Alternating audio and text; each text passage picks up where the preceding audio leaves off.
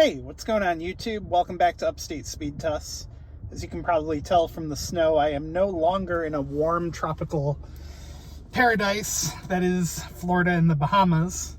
But if you've been watching the channel, you probably already know that. My production schedule is a little bit behind. But anyway, today we are at my mall macro over here across the street. Bottom rack Verizon, top rack AT&T. I've been testing this site quite frequently in the past. The mall is over here. That used to be Sears. And on this site, they have really stepped up the backhaul because... Hold up. I didn't realize it at the time, but the reason these speeds are so good is because this site, and it turns out my home site, have been switched to 200 megahertz of available bandwidth. The performance is very inconsistent, though.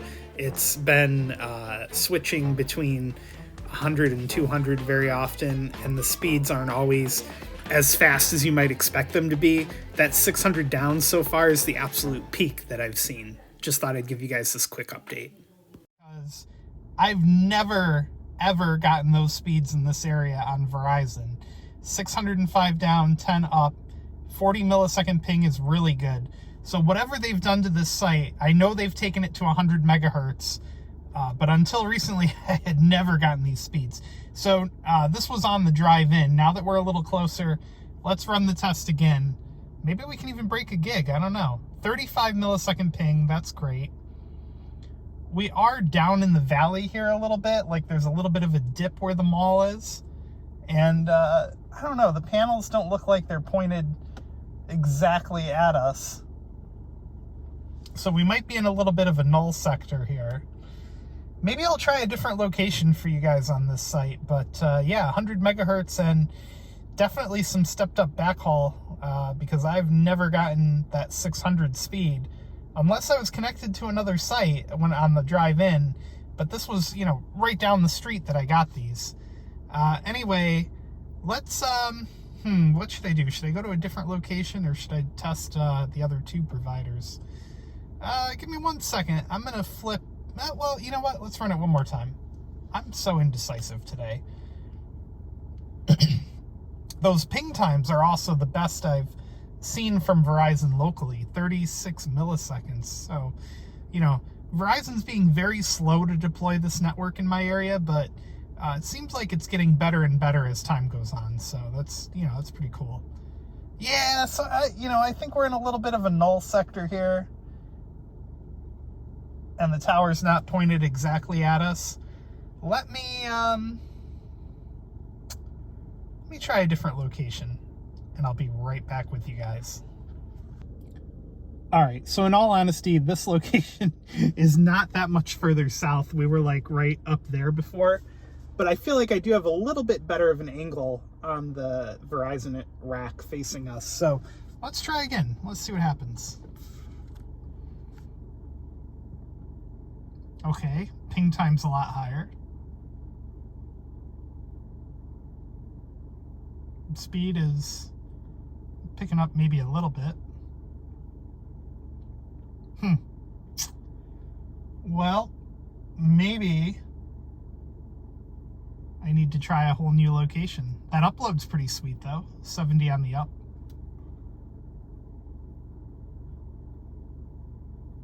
Let's try going north of the site. Like, let's try going somewhere on the hill up there so that we can get the panel that's facing that direction.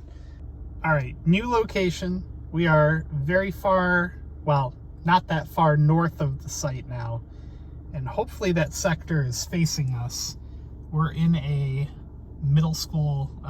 high school parking lot, and let's clear out that last result there. And we'll give it another go and see if we get better results on this side of the tower.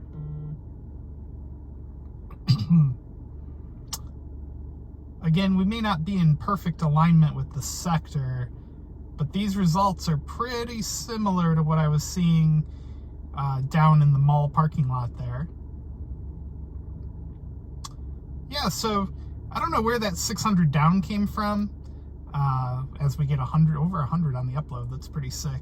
There is another tower on that little hill right there that may have been activated recently for ultra wideband as well. So it could be coming from there, but I highly doubt it. So 212, 102 off of our tiny little Verizon macro site there. Let me switch over to T-Mobile real quick. We'll give them a go and see how they do up here in this newer location for you guys. Okay, so for this test, we're testing T-Mobile. They are not connected on that macro right there. They're going to be up on the hill in the center of the valley. So I don't expect these results to be that impressive, but who knows, maybe I'll get surprised. Oh, that's weird. Wonder what happened there.